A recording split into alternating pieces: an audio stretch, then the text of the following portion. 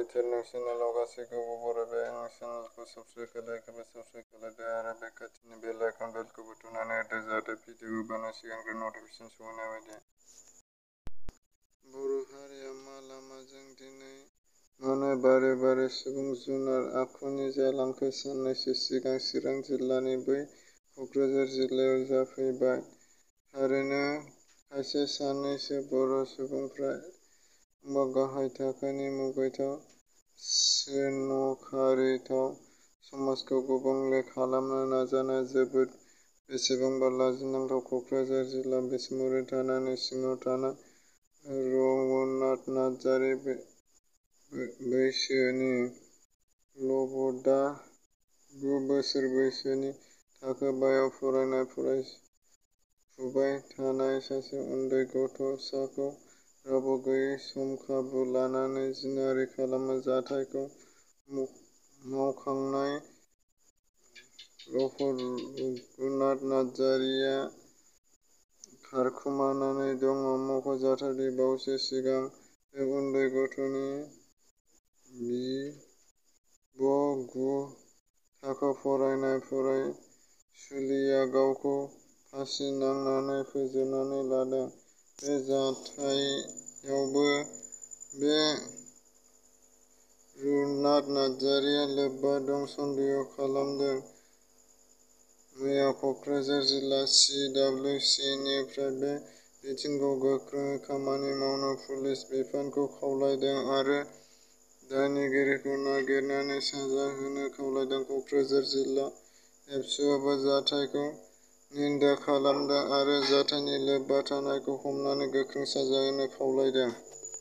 चिरां जिल्लानि देवस्रि भारत भुटान थांलाय फैलाय खालामग्रा राजा लामा साखाथिजों भुटान हादरनिफ्राय बोहैबोनाय निजिरा दैनि रुगुं बाहागो।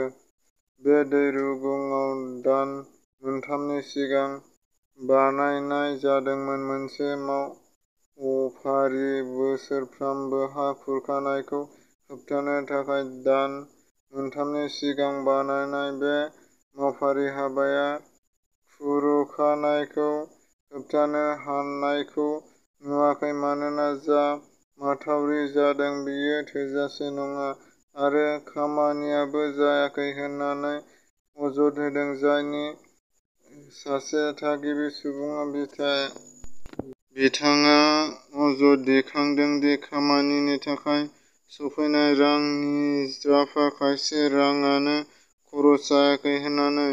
नोजोर होनो गोनां खोथा, परिबर्तननि दोहौजों फैनाय सरकारा बे बिथिङाव मा राहा लागोन समाजसो मिन्थिसिगौ।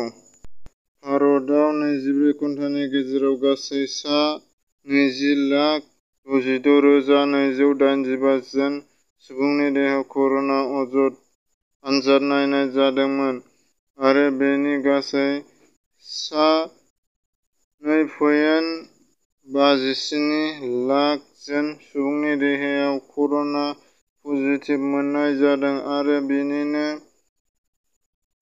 4,194 जन सुबुंनि कर'नाजों साग्लोबजानानै जिउ गोमायो।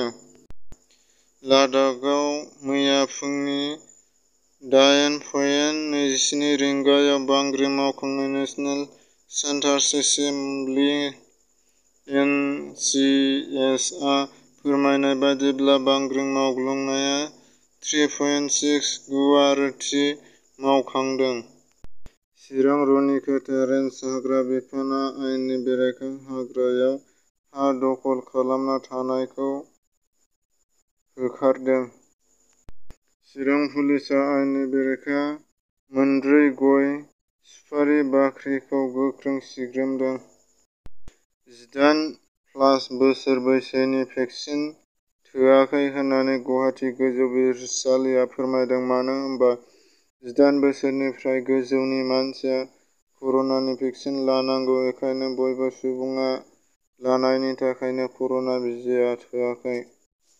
भारत हादरनि सा-सानजा रायजोआवबो आफादनि फुंखाखौ नुनो मोनो। थिग बे समावनो बारग' NDBS नि 10 बिदाय बिथाङा आखायाव हाथियार दैनानै बर' हारिनि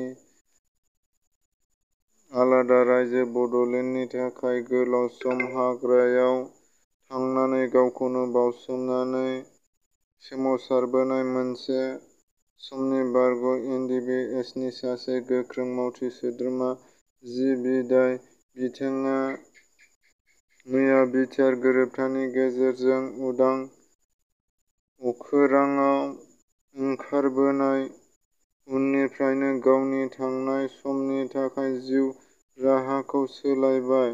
बिथाङा आथिखालाव उदाङै गोग्लैसोना थानाय गोबां हायाव गोबां बायदि रोखोमनि आबाद मावनानै गोसो होदों।